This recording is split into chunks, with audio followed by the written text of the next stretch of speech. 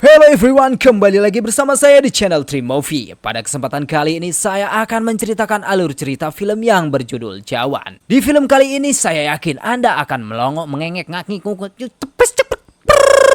Let's go.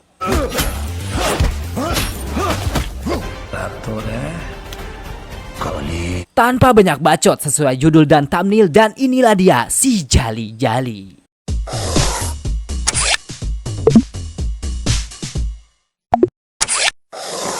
Film diawali dengan diperlihatkan seorang pria yang hanyut terbawa arus di sungai perbatasan India dan Cina. Entah dari mana asalnya, tiba-tiba ada seorang pria paruh baya yang badannya dipenuhi dengan bekas luka tembakan. Tapi anehnya, ia masih hidup. Kemudian pria itu dibopong di atas kuda akan dibawa ke kampung halaman warga tersebut untuk diobati. Seorang kakek tua yang bisa disebut sesepuh desa dan anaknya mengobati pria yang sekujur tubuhnya dipenuhi luka dengan pengobatan tradisional. Setelah selesai diobati, pria tersebut dibungkus menggunakan kain layaknya seperti mumi. Tak berselang lama dari pengobatan itu, rupanya sekelompok militan lokal datang menyerangnya. Sebagian warga lokal habis dibunuh tanpa ampun.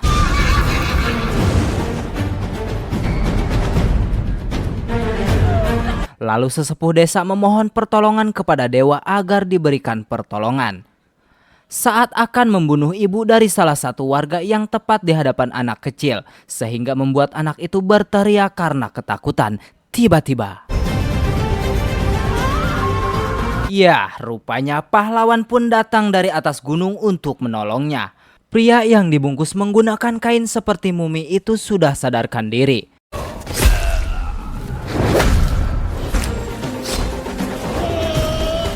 Setelah menghabisi semua yang membuat kekacauan di desa tersebut, secara spontan anak kecil menanyakan siapakah nama orang itu. Ternyata pria paruh baya itu pun tidak tahu namanya, bahkan dari mana asalnya pun ia tidak tahu. Rupanya pria tanpa identitas itu hilang ingatan. Karena anak kecil itu tidak mendapatkan jawaban untuk pertanyaannya, sehingga anak tersebut pun berjanji dan mengatakan suatu saat nanti dia akan mencari tahu identitas pria yang sudah menyelamatkan keluarganya itu. Scene beralih ke 30 tahun kemudian, kita akan diperlihatkan dengan kota Mumbai yang ramai, adem ayem, seperti kota yang sangat tentram tanpa ada masalah. Tapi kita salah, justru dari kota itulah awal mula konflik antara militer Mumbai dan aliansi mafia dimulai. Di stasiun kereta metro yang akan melanjutkan perjalanan, rupanya kereta itu akan ditargetkan dengan misi penyanderaan para penumpang dan akan bernegosiasi dengan para pejabat yang kebal hukum. Kereta metro dibajak oleh seorang wanita yang bernama Helena dan dia beroperasi sebagai hacker. Rupanya Helena bukan hanya membajak kereta saja, dia juga yang membajak lampu merah sehingga terjadi kecelakaan di jalanan yang membuat semua pengendara bertabrakan hingga menyebabkan macet total.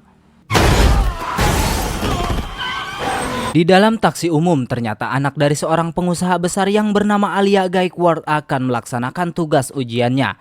Ia terjebak macet sehingga dengan terpaksa ia harus menggunakan jalur kereta agar mempercepat keberangkatannya. Karena Alia tidak punya tiket untuk menaiki kereta tersebut, sehingga ada salah satu warga yang bernama Laksmi bersedia memberikan satu tiketnya untuk Alia agar ia bisa melanjutkan perjalanannya menuju Cakala. Laksmi ini adalah anak buah mafia yang sengaja mengatur strategi agar Alia menggunakan jalur kereta yang sudah direncanakan sebelumnya. Semua pengaturan sudah siap dilaksanakan, kini giliran ketua mereka dipersilahkan untuk masuk ke dalam kereta tersebut. Dan pria itu bernama Vikram Rathur. Di pertengahan terowongan ternyata kereta itu tiba-tiba berhenti, yang membuat semua penumpang kebingungan termasuk Alia. Rupanya kereta itu dibajak oleh Helena menggunakan laptopnya. Kini rencananya sesuai ekspektasi. Setelah semuanya sudah siap beraksi, ada pahlawan kesiangan yang mencoba mengancam ke-6 anak buah Vikram Rathur. Ketua geng mereka pun dengan gagahnya meringkus pahlawan kesiangan itu dengan besi.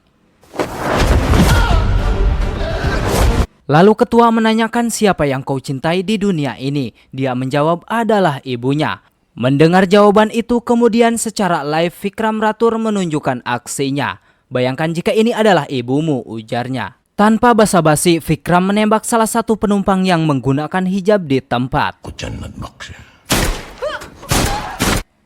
Setelah itu dia menelpon Tuan Anil untuk dimintai tebusan uang senilai 40.000 lak. Jika kau peduli dengan nyawa 376 sandera ini, maka tebuslah dengan uang, ujarnya.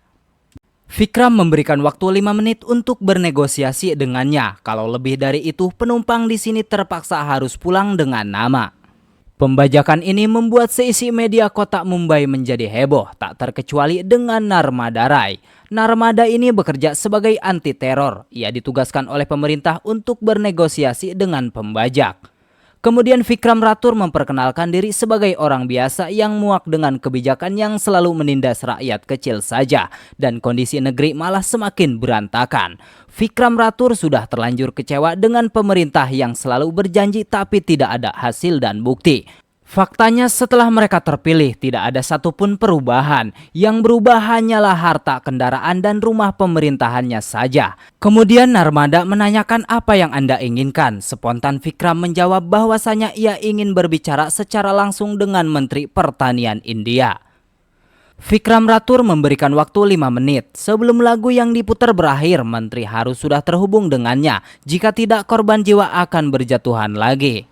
Kemudian Menteri datang menemui Narmada, Menteri Pertanian India yang baru saja mengundurkan diri setelah jadi tersangka kasus korupsi. Vikram berbicara serius dengan Menteri. Wajah Vikram menunjukkan amarah. Dia sangat kecewa dengan Menteri Pertanian yang tidak pernah memperdulikan petani.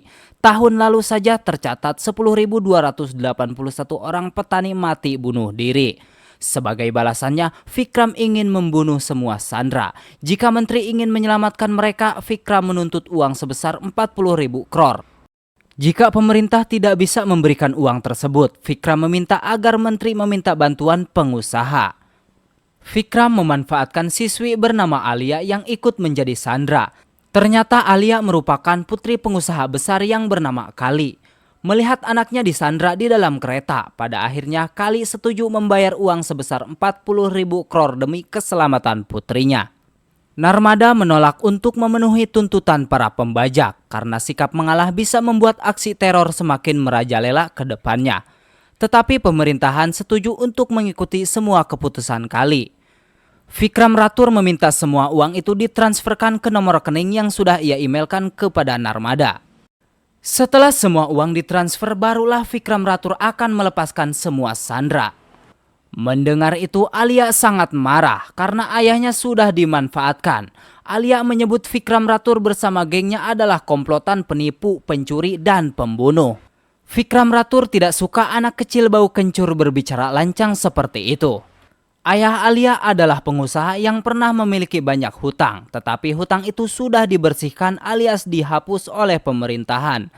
Vikram Rathur marah karena pemerintah sangat tidak adil hal ini terjadi kepada ayah Kalki. Wajah Kalki tiba-tiba menunjukkan kesedihan, kemudian Kalki bercerita tentang kehidupannya di masa lalu. Kalki adalah anak seorang petani yang bernama Kamli. Ketika Kalki akan pergi ujian, beberapa orang pegawai bank datang mencari Kamli.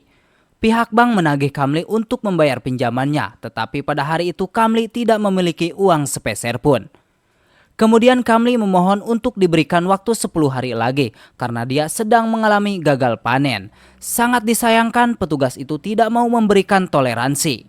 Kamli dihajar di hadapan anak dan istrinya. Kamli kembali memohon agar tidak dipermalukan di hadapan keluarganya dan masyarakat. Tetapi bukannya simpati, petugas itu justru semakin keterlaluan. Kamli ditelanjangi di depan orang banyak. Melihat ayahnya ditelanjangi di depan orang banyak, hancur harga diri dan kehormatan Kamli sebagai kepala keluarga. Ia dipermalukan seperti itu hanya karena tidak mempunyai uang. Kemudian pihak bank mengambil paksa traktor Kamli sebagai gantinya. Kamli memohon dengan air mata agar traktornya tidak diambil, tetapi hal serupa yang ia dapatkan hanya air mata dan rasa malu. Kamli berusaha tetap tegar. Istrinya dimarahi karena terus-terusan menangis. Sikap istrinya bisa membuat Kalki tidak fokus menjawab ujian nanti. Lalu Kamli meminta Kalki agar tidak boleh bersedih. Jangan menangis nak, ini salah ayah. Kamu fokus saja ujian, tidak usah memperdulikan ayah. Ayah akan baik-baik saja. Kamu berangkatlah ujian, jangan sampai terlambat, ayah bisa menyelesaikan ini sendirian. Dan semoga kamu bisa tenang di sekolah. Setelah mendengar ucapan ayahnya itu, Kalki menjadi lebih semangat.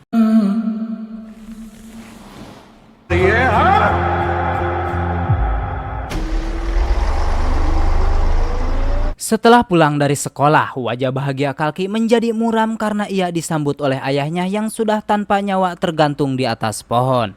Ayah Kalki memilih bunuh diri karena ia tak sanggup untuk membayar bunga dari hutang ibunya itu. Karena itulah ia melakukan bunuh diri. Hati anak mana yang sanggup melihat kejadian itu? Air mata pun menjadi saksi bahwa berhutang kepada bank memang bukan solusi, melainkan mempercepat kematian yang mengenaskan. Kini mayat Kamli sudah siap untuk dikuburkan, tetapi Bang muncul lagi. Bahkan ia tidak peduli Kamli mati, mereka hanya menginginkan bunganya dibayar hari ini. Bahkan kalung pernikahan ibunya pun dirampas dari lehernya.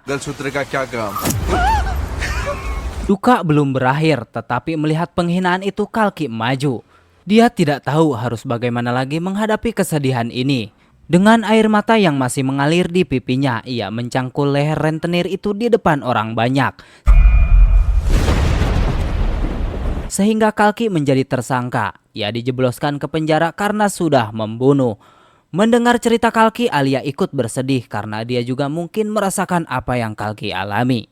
Setelah itu Vikram mengatakan, memang benar apa yang kamu ucapkan, aku adalah pencuri. Salamkan pesanku untuk ayahmu bahwa hari ini kau telah bertemu dengan pencuri yang lebih hebat darinya. Iskra yang berhijab ditembak tadi ternyata hanya pura-pura saja, agar semua penumpang tidak ada yang berontak. Semua penumpang yang mendengar penjelasan Vikram yang sangat mulia ini kemudian memberikan tepuk tangan. Dan uang yang Kali transfer semuanya dibagi-bagikan kepada penumpang. Setelah kereta tiba di Cakala, rupanya polisi yang di bawah komando Narmada sudah menunggu untuk menangkap Vikram Ratur dan anak buahnya. Tetapi bukan Vikram Ratur namanya kalau harus tertangkap di awal film. Semua penumpang mengelabui polisi menggunakan ikat kepala. Hal itu membuat Narmada dan polisi kebingungan.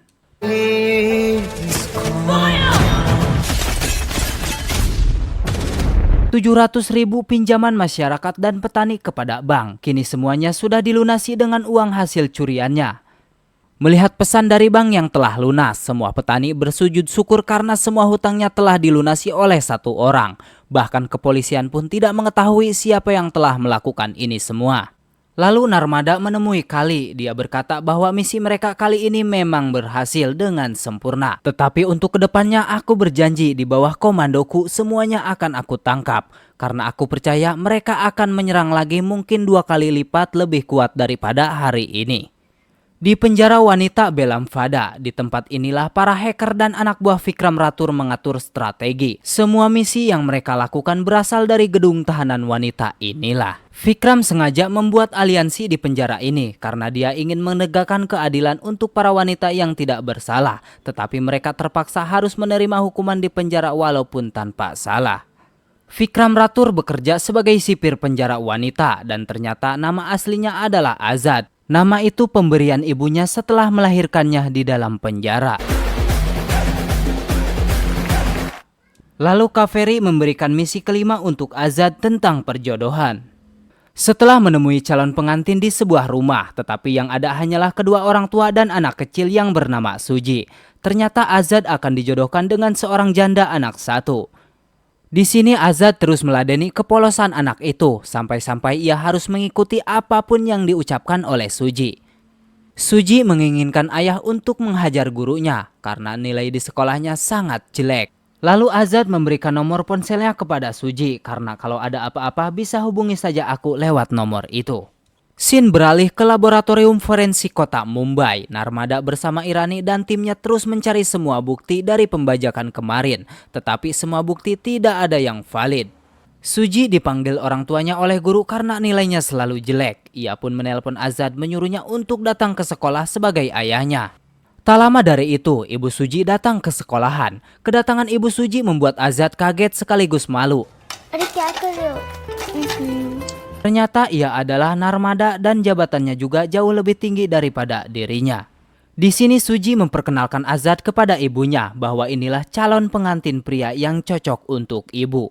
Mendengar ucapan itu Ibu Suji kaget, tetapi kalau dilihat-lihat tampan juga ye.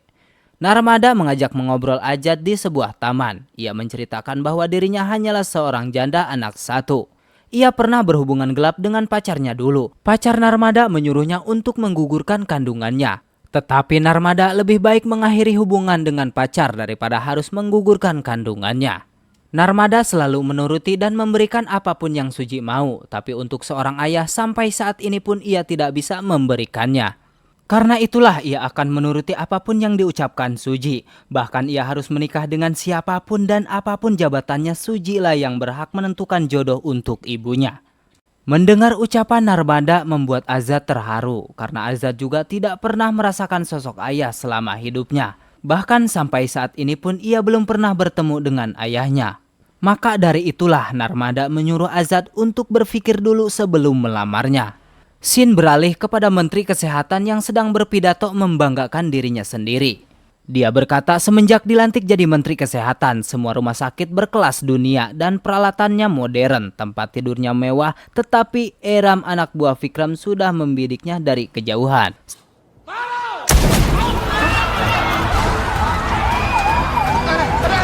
Setelah ditembak tepat di jantungnya, Vikram menculik Menteri Kesehatan menggunakan ambulan untuk dijadikan sandera. Ternyata rumah sakit yang dibanggakan tadi semuanya bohong. Buktinya peralatan rumah sakit tidak memadai.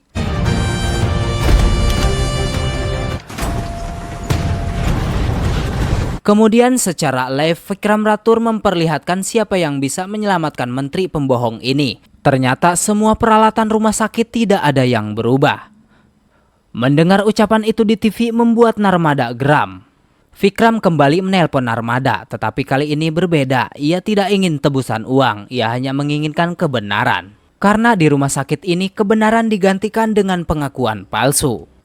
Lalu Vikram menyuruh Narmada menghubungi George untuk mengakui kebenaran itu di TV secara live. Kalau tidak, maka mulailah memasang karangan bunga untuk menteri pembohong ini. Kemudian George, Menteri Kesehatan saat itu mengadakan konferensi pers secara mendadak.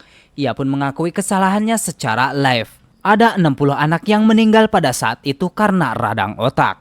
Pada saat itu, Iram yang menjadi dokter penyelamat untuk anak-anak yang terkena radang otak. Tetapi peralatan rumah sakit sangat terbatas. Tabung oksigen habis. Kemudian ia menelpon George untuk mengirimkan tabung oksigen. Tetapi George tidak memperdulikannya. Mendengar penjelasan George, untuk sementara Dr. Iram mengganti oksigen dengan botol kecil. Setelah tabung oksigen dikirim ke rumah sakit, sangat disayangkan nyawa anak tidak ada yang bisa tertolong.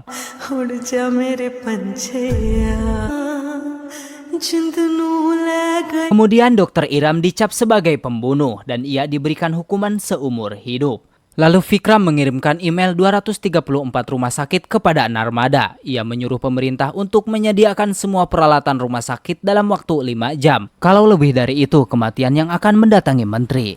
Pada akhirnya, dalam waktu 5 jam, Menteri Kesehatan mempercepat sistem untuk memperbaiki rumah sakit yang kekurangan persediaan. To 20 years. The only thing required. Tak lama dari itu, karena Narmada sudah terlanjur geram dengan ancaman Vikram Rathur, ia dan pasukannya membuat surprise kepada Vikram Rathur dan ini yang terjadi.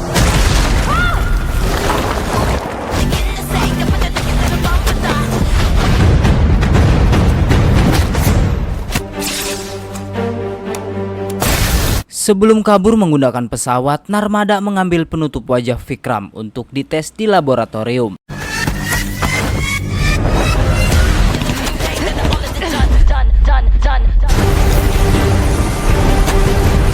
Tapi sangat disayangkan, DNA yang dipakainya tidak cocok dengan Vikram Rathur karena dia memakai rambut palsu. Lalu Narmada menyuruh seniman forensik untuk melukis wajah Vikram Rathur dan buatkan sketsa wajahnya untuk bukti selanjutnya.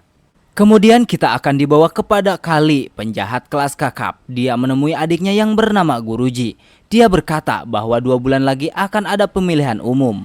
Tetapi Kali tidak mempunyai suara karena kondisi masyarakat saat ini sudah tidak bisa disuap menggunakan uang. Jadi dia menyuruh adiknya untuk membereskan ini dan dia akan pergi ke Rusia. Scene beralih kepada Azad yang akan melangsungkan pernikahan dengan Narmada Rai, ibu dari Suji. Di hari bahagianya Narmada, Irani menelpon untuk memberitahu bahwa yang akan menikah dengannya adalah Vikram Rathur. Tetapi teleponnya ditutup oleh Suji karena kalau diangkat bisa mengganggu hari kebahagiaan ibunya.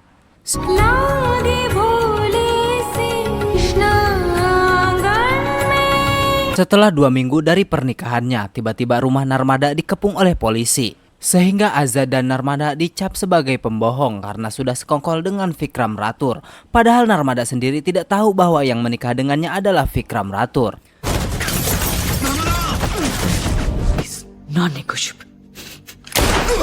Karena kejadian itu membuat Narmada dan Azad berhasil diringkus sehingga ia disekap di dalam gedung. Tetapi inilah yang terjadi.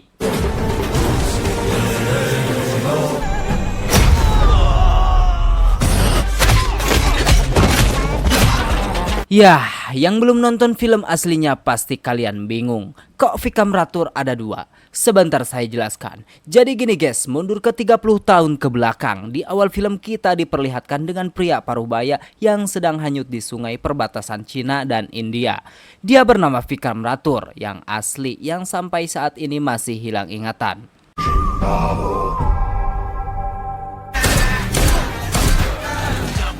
Lalu siapa yang disekap bersama Narmada? Dia adalah anak Vikram Rathur.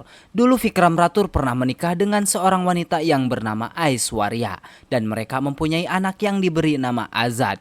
Ia dilahirkan di dalam penjara. Tetapi pada saat itu Vikram ayah Azad diculik oleh Kali di atas pesawat. Lalu ditembak mati hingga membuatnya terjatuh ke dalam sungai. Vikram Rathur dicap sebagai penjahat di negara India karena sudah melawan pemerintahan India. Hingga membuat dirinya harus berada di perbatasan India dan Cina. Itu semua ulah si Kali. Azad sengaja menggunakan nama Vikram Rathur karena ia ingin membersihkan nama baik ayahnya yang sudah dicap sebagai orang jahat. Tetapi pada kenyataannya hukum India tumpul ke atas, tajam ke bawah, sama seperti di negara kita.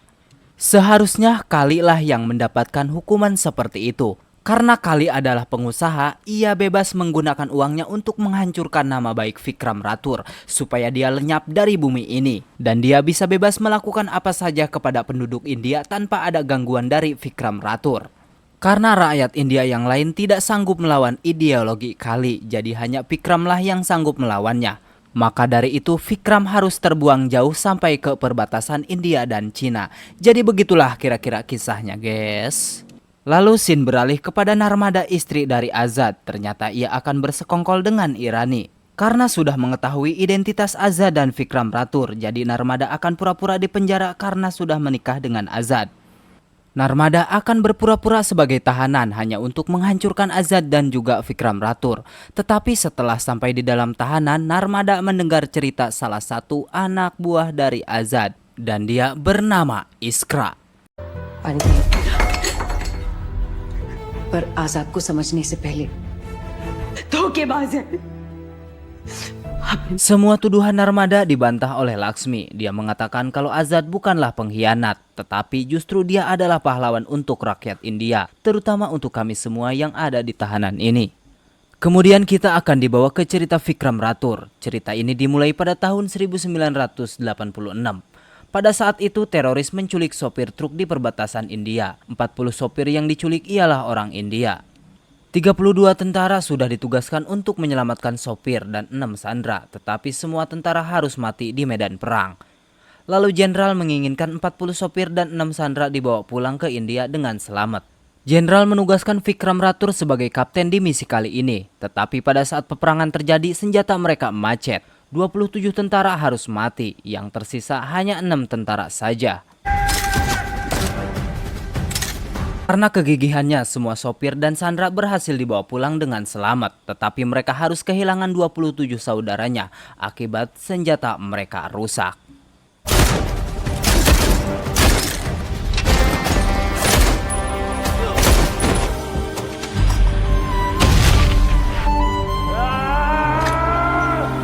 Setelah peperangan selesai, Vikram dipanggil untuk menyampaikan apa saja yang terjadi pada saat peperangan. Lalu ia pun diberikan medali. Di pidatonya Vikram mengatakan bahwa dia sangat keberatan mendapatkan medali ini karena dia memikirkan 27 tentara yang gugur pada saat peperangan terjadi. Kami memang membawa senjata M1436 atau M4, tetapi kami tidak berdaya karena senjata yang kami bawa rusak. Lalu Vikram menyuruh petinggi militer untuk melakukan penyelidikan khusus terhadap pemasok senjata agar tidak ada lagi korban jiwa yang berjatuhan akibat senjatanya rusak. Ternyata yang menjadi pemasok senjata M1436 adalah Kali. Kemudian Kali dipanggil untuk menjelaskan secara langsung tentang senjatanya yang rusak. Kali menjelaskan bahwa senjata yang mereka bawa memang dari perusahaannya, tetapi untuk senjata yang satu ini tidak semua orang bisa menggunakannya. Kemudian Kali akan memberikan bonus uang tambahan kepada 27 tentara yang gugur, dan ia juga akan menugaskan para ahli dari perusahaannya untuk mengajari bagaimana caranya menggunakan senjata yang satu ini. Menurutnya ini murni kesalahan manusia, bukan senjatanya. Ucapan Kali sangat meremehkan 27 tentara yang gugur pada saat itu. Mendengar penjelasan Kali, Vikram langsung berdiri dan ia mengambil senjata yang sama yang digunakan pada saat peperangan terjadi. Ia meminta Kali untuk mengajari bagaimana caranya menggunakannya. Setelah dipraktekkan ternyata memang benar senjatanya yang rusak. Vikram mengatakan memang benar ini kesalahan manusia. Ya, manusia sepertimu yang rakus akan uang, tetapi senjatanya tidak layak untuk digunakan di peperangan. आके बंदूक कुछ भी कर लो, कितनी भी ट्रेनिंग कर लो। Good. Mendengar penjelasan Vikram, komandan menyuruh untuk menunda kontrak kerjasamanya dengan perusahaan senjata Kali. Karena kejadian inilah Kali marah. Kemudian pada malam hari ia mendatangi rumah kediaman Vikram dan juga istrinya. Pada malam itu Vikram dan istrinya akan melangsungkan penginciritan dan pengencerotan. Tetapi sangat disayangkan Kali dan pasukannya tiba-tiba sudah ada di depan rumahnya. Aishwarya terbaring tak berdaya. Vikram diculik oleh Kali dan anggotanya. Setelah sadar, Aishwarya dipaksa untuk mendatangani pernyataan bahwa Vikram Rathur adalah pengkhianat. Tetapi Aishwarya memilih jalan pintas. Ia membunuh ketiga polisi itu di tempat. Lalu ia dicap sebagai pembunuh dan ia diberikan hukuman mati. Saat di dalam tahanan, Aishwarya kedatangan Vikram Rathur. Tapi setelah ditemui, ternyata dia adalah Kali. Aishwarya menanyakan di mana suaminya.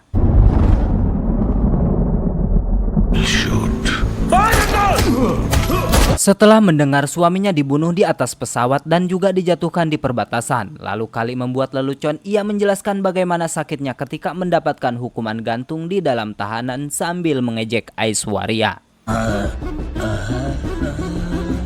Saat akan diberikan hukuman gantung, tiba-tiba Aishwarya terjatuh. Setelah dicek oleh dokter, ternyata Aishwarya hamil. Berdasarkan hukum India yang berlaku, jika seorang terpidana hamil maka hukuman gantung harus dibatalkan. Pengadilan menunda eksekusinya sampai anaknya berusia 5 tahun. Setelah 9 bulan mengandung di dalam tahanan, kini Aishwarya melahirkan anak laki-laki dan anak itu diberikan nama Azad.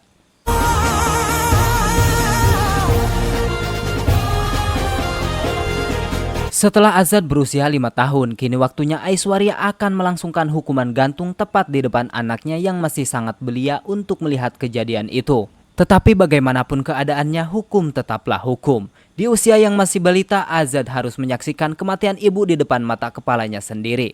Karena hal itulah Azad menjadi manusia yang sangat membenci pemerintah yang tidak adil.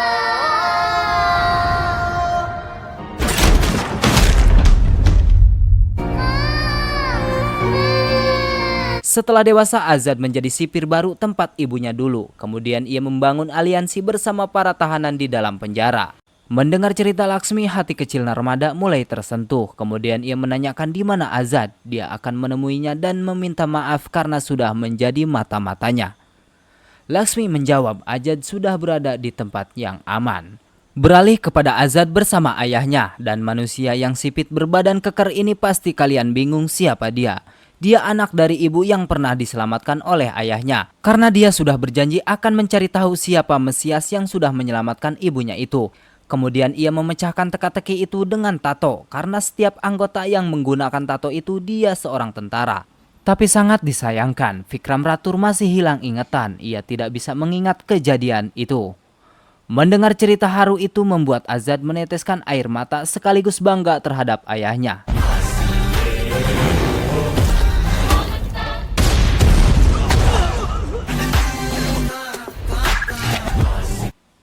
Scene beralih kepada Kali dan Irani. Ternyata Irani bukan hanya berada di pihak Narmada saja, ia juga berada di pihak Kali. Ternyata Irani menjadi pengkhianat. Saat akan menginterogasi Narmada, tetapi Irani malah menampar Narmada. Irani memberitahu bahwa dirinya memang mengkhianati Narmada. Mendengar ucapan Irani membuat darah Narmada mendidih. Ketika Narmada akan ditembak, ternyata Laksmi menyelamatkannya sehingga peluru itu harus terkena tubuh Laksmi yang membuat dirinya harus meninggal.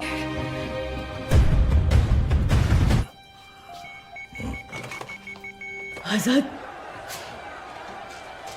Melihat kejadian itu membuat Narmada marah saat ia akan pergi tiba-tiba.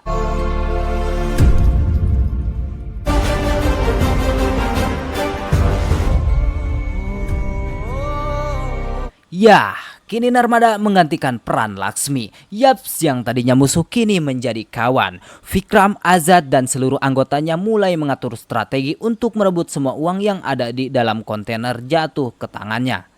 Karena kalau sampai uang Kali jatuh kepada kandidatnya, maka pemilu selanjutnya akan dimenangkan oleh Kali. Kemudian apa yang akan terjadi kepada rakyat India? Why not?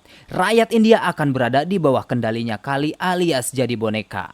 Sebab itulah Azad melakukan misi ini. Strategi sudah siap dilaksanakan, semua pasukan Azad sudah berada di atas jembatan layang. Tetapi sangat disayangkan pistol salah satu anak buah Azad terjatuh. Hal itu membuat pembajakan kali ini harus ketahuan. Ribut.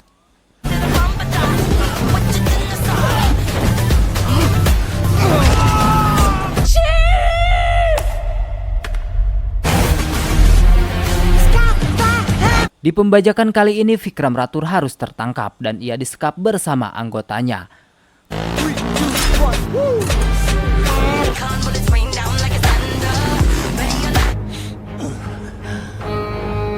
Kali menanyakan bagaimana bisa Vikram Rathur berada di dua tempat.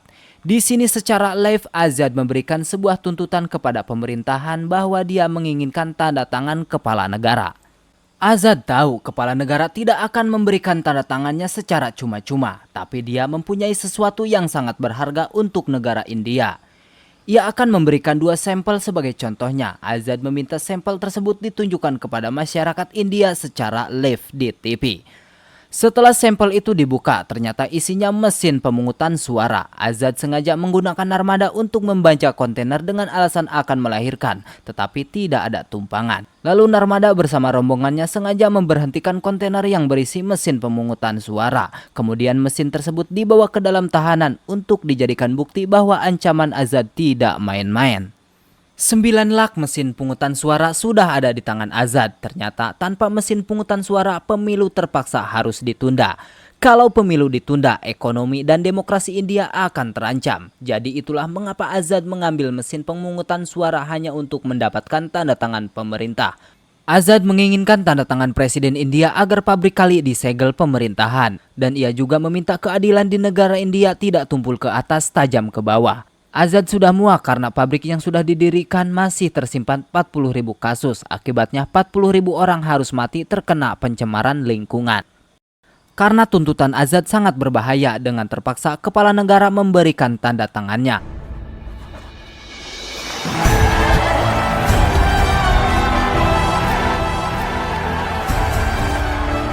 Setelah surat itu ditandatangani, kini 13 perusahaan yang Kali bangun terpaksa harus disegel oleh pemerintah. Ini semua bukan semata-mata kemenangan untuk Azad saja, tetapi kemenangan ini untuk rakyat India. Setelah itu Azad melakukan siaran langsung. Permintaan Azad kali ini ialah untuk pemilihan bulan depan. Pilihlah pemimpin yang mau menegakkan keadilan. Jangan sampai hanya karena suara kalian dibeli dengan uang, kalian memilih pemimpin yang salah. Jika semua rakyat India mau menuruti permintaan saya, dalam waktu 5 tahun ke depan kalian akan memperoleh manfaatnya. Gunakanlah jari kalian untuk memilih pemimpin yang jujur dan kalian akan terbebas dari kemiskinan dan juga pelayanan rumah sakit yang layak tidak seperti sebelumnya. Nayak ditunjuk pemerintah untuk bernegosiasi dengan Azad. Kemudian Nayak mengerahkan 100 pasukannya untuk mengepung Azad. Setelah seluruh pasukan Nayak masuk ke dalam tahanan, ternyata ini yang terjadi.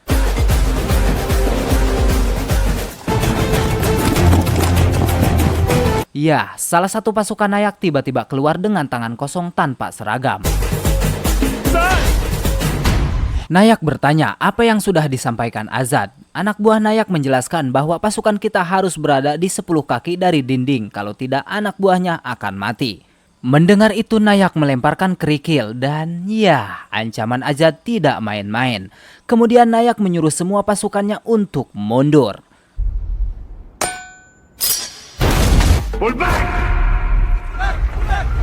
Setelah itu Azad mengembalikan mesin pemungutan suara. Scene berlanjut tanpa diduga, Kali bersama anak buahnya muncul. Kali menjadikan ayah Azad sebagai sandera. Kemudian tim Azad tidak bisa melakukan apa-apa. Azad diborgol. Kali menyiksa Azad karena ia menginginkan uangnya dikembalikan. उन्हें नहीं देखा था ना, अभी देखा था। पैसा कहाँ है बाबा? बाबा बोल!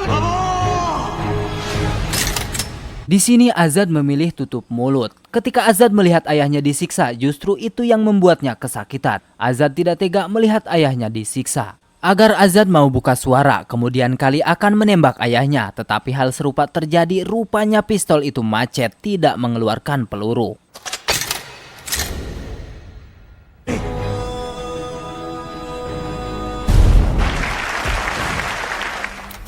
Hal itu membuat kepala Vikram Rathur kesakitan dan ingatannya juga tiba-tiba sepenuhnya telah kembali lagi. Vikram Rathur langsung gerak cepat menangkap besi yang akan dihantamkan ke kepala Azad. Yang tadinya Vikram seperti orang gila, kini semuanya berubah menjadi sangar dan ganas. Kemudian Azad memberikan waktunya untuk menyelesaikan dendam ayahnya kepada Kali.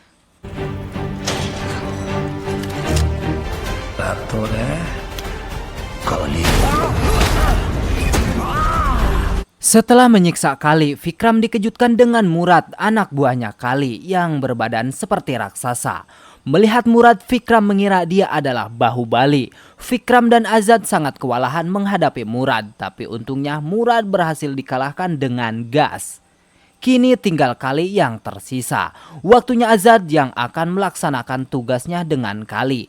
Sekarang giliran Azad yang menyelesaikan Kali. Kali akan diberikan hukuman gantung oleh Azad karena semasa kecil ibunya juga dibunuh dengan cara digantung karena dicap sebagai pembunuh gara-gara Kali. Sebelum digantung, Azad mengejek Kali seperti yang dia lakukan kepada ibunya dulu.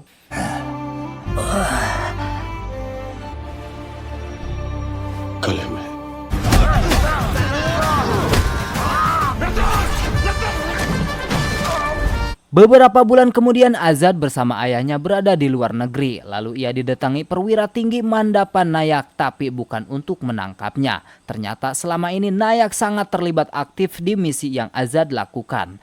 Ternyata misi yang Azad lakukan itu semua berkat Nayak yang bekerja di belakang layar.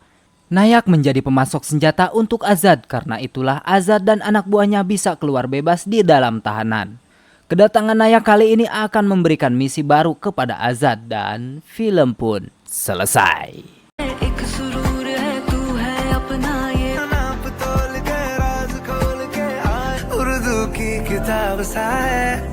Mungkin hanya itu saja yang bisa saya sampaikan. Kurang lebihnya saya minta maaf. Saya admin pamit undur diri dan sampai jumpa kembali di video selanjutnya. Thanks for watching this video. I love you everybody. Bye bye.